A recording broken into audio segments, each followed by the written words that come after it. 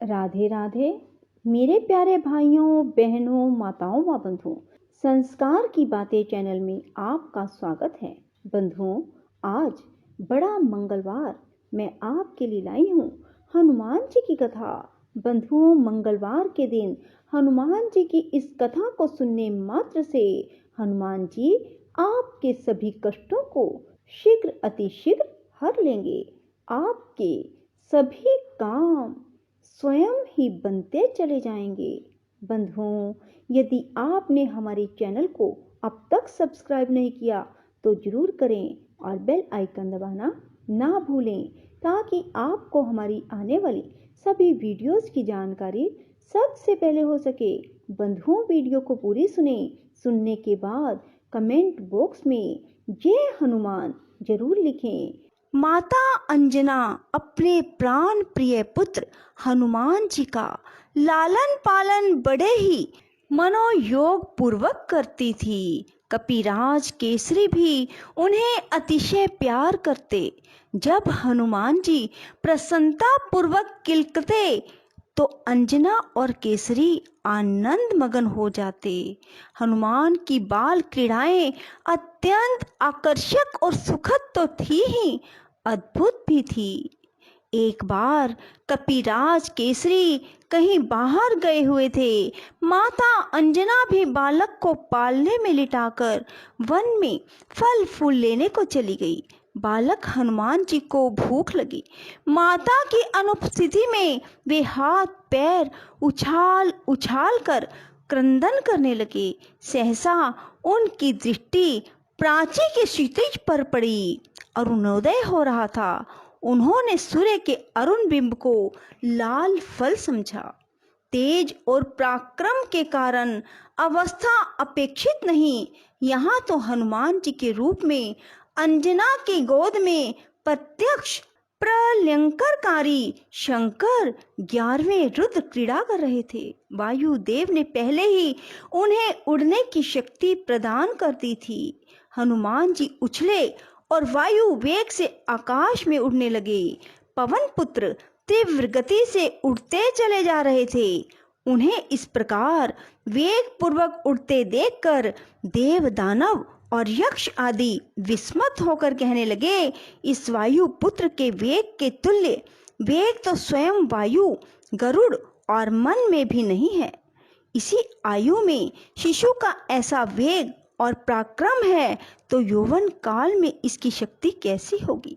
वायु वेग ने अपने पुत्र को सूर्य की ओर जाते देखा तो उनके मन में चिंता हुई, मेरा यह बच्चा कहीं सूर्य की प्रखर किरणों से झुलस ना जाए।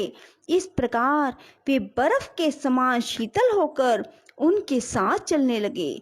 सूर्य देव ने अलौकिक बालक को अपनी ओर आते देखा तो उन्हें समझने में देर ना लगी कि ये पवन पुत्र अपने पिता के वेग से मेरी ओर आ रहे हैं और स्वयं पवन देव भी उनकी रक्षा करने के लिए साथ ही उड़ रहे हैं। सूर्य देव ने अपना सौभाग्य समझा, आहा, स्वयं भगवान चंद्रमौली ही हनुमान जी के रूप में मुझे कृतार्थ करने के लिए पधार रहे हैं। अंशुमाली की अग्निमयी किरणें शीतल हो गई। हनुमान जी सूर्य के रथ पर पहुंचकर उनके साथ क्रीड़ा करने लगे। संयोग की बात, उस दिन अमावस तिथि थी। सिंह का पुत्र राहु सूर्य देव को ग्रसने के लिए आया तो भुवन भास्कर के रथ पर बैठे हुए उस बालक को देखा। राहु बालक की चिंता ना कर दिन मणि को ग्रसने के लिए आगे बढ़ा। हनुमान जी ने उसे पकड़ लिया।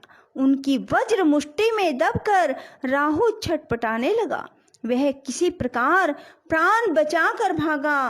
वह सीधा सुरपति इंद्र के समीप पहुंचा और उसने भौहें टेढ़ी कर क्रोध के साथ कहा, सुरेश्वर, मेरी क्षुधा का निवारण करने के लिए आपने मुझे सूर्य और चंद्र को साधन के रूप में प्रदान किया था, किंतु अब आपने यह अधिकार दूसरे किसी कारण से दे दिया। क्रुद्ध सिंह का पुत्र राहु को चकित करके वाणी सुनकर सुरेंद्र उसका मुंह देखने लगे। उसने आगे कहा, आज पर्व के समय मैं सूर्य को ग्रसने के लिए उनके समीप गया ही था कि वहां पहले से उपस्थित दूसरे राहु ने मुझे कसकर पकड़ लिया। किसी प्रकार अपनी जान बचाकर यहाँ आ पाया हूँ। नेत्रों में आंसू भरे क्रुद्ध राहु की वाणी सुनकर वासव चिंतित हो उठे। वे अपने सिंहासन से उठकर खड़े हो गए और ऐरावत पर बैठकर घटनास्थल की ओर चले। राहु उनके आगे आगे चला। शचीपति आश्चर्यचकित हो मन ही मन सोच रहे थे, तिमिरारी के समीप ऐसा कौन पराक्रमी पहुंच गया जिसके भय से सिंहिका के पुत्र को प्राण बचाकर भागना पड़ा। उधर राहु बड़े वेग से सूर्य की ओर दौड़ा। उसे देखते ही हनुमान जी को भूख की स्मृति हुई। वे राहु को सुंदर भक्ष्य समझकर उस पर टूट पड़े। सुरेश्वर बचाइए बचाइए चिल्लाता हुआ राहु इंद्र की ओर भागा। सुरेंद्र राहु की रक्षा के लिए दौड़े। राहु के बच निकलने पर हनुमान जी ने ऐरावत को देखा तो उसे सुंदर सुस्वादु खाद्य समझा। वे ऐरावत पर झपटे। उस समय हनुमान जी का स्वरूप प्रज्वलित अग्नि की भांति प्रकाशित और भयानक प्रतीत हो रहा था। इंद्र डर गए। अपनी रक्षा के लिए उन्होंने बालक पर वज्र से प्रहार किया। वह हनुमान जी की हनु ठुड्डी में लगा, जिससे उनकी हनु टूट गई और वे छटपटाते हुए पर्वत शिखर पर गिरकर मूर्छित हो गए। अपने प्राण प्रिय पुत्र को वज्र के आघात से छटपटाते देख वायुदेव इंद्र पर अत्यंत कुपित हुए। शक्तिशाली वायुदेव ने अपनी गति रोक दी। वे अपने पुत्र को अंक में लेकर पर्वत की गुफा में प्रविष्ट हो गए। फिर तो त्रिभुवन के समस्त प्राणियों में श्वास आदि का संचार रुक गया। उनके अंग प्रत्यंगों के चोट टूटने लगे और वे सब के सब सूखे काठ की तरह अवसन हो गए। उनके सारे धर्म कर्म रुक गए।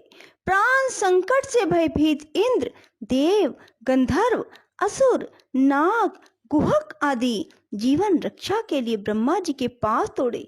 ब्रह्मा जी सबको साथ लेकर उस गिरी गुहा में पहुंचे, जहां पवन देव अपने पुत्र को अंक में लेकर वक्ष से सटाए दुख अतिरेक से आंसू बहा रहे थे। मूर्छित हनुमान जी की सूर्य, अग्नि एवं स्वर्ण के समान अंग कांति देखकर चतुर्मुख चकित हो गए। अपने सम्मुख सृष्टा को देखते ही पवन देव पुत्र को गोद में लेकर खड़े हो गए। उस समय हनुमान जी के कानों में अलौकिक कुंडल हिल रहे थे। उनके मस्तक पर मुकुट, गले में हार, दिव्य अंगों पर स्वर्ण के आभूषण सुशोभित थे। पवन देवता विधाता के चरणों पर गिर पड़े। चतुरानन ने अपने हाथों से अत्यंत स्नेहपूर्वक पवन देव को उठाया और उनके पुत्र के अंगों पर अपना कर कमल फेरने लगे। कमल योनि के कर स्पर्श से पवन पुत्र हनुमान जी की मूर्छा दूर हो गई। वे उठकर बैठ गए। अपने पुत्र को जीवित देखते ही जगत के प्राण स्वरूप पवन देव पूर्ववत बहने लगे और त्रैलोक्य को जीवन दान मिला। ब्रह्मा ने संतुष्ट होकर हनुमान जी को वरदान प्रदान करते हुए कहा, इस बालक को ब्रह्म शाप नहीं लगेगा और इसका कोई अंग कभी भी शस्त्र अस्त्रों से नहीं छिद सकेगा। फिर भी उन्होंने सुर समुदाय से कहा, देवताओं, यह असाधारण बालक भविष्य में आप लोगों का बड़ा हित साधन करेगा, अतएव आप लोग इसे वर प्रदान करें। देवराज इंद्र ने तुरंत प्रसन्नता पूर्वक हनुमान जी के कंठ में अम्लान कमलों की माला पहनाकर कहा, मेरे हाथ से छटे हुए वज्र के द्वारा इस बालक की हनु टूट गई थी, इसलिए इस कपि श्रेष्ठ का नाम हनुमान होगा। इसके अतिरिक्त इस बालक पर मेरे वज्र का कोई प्रभाव नहीं पड़ेगा और इसका शरीर मेरे वज्र से भी अधिक कठोर होगा। बोलो पवन पुत्र हनुमान की जय। राधे राधे, जय श्री कृष्णा। बंधुओं, यदि आपको हमारी वीडियो पसंद आए तो इसे लाइक करें और शेयर भी जरूर करें। धन्यवाद।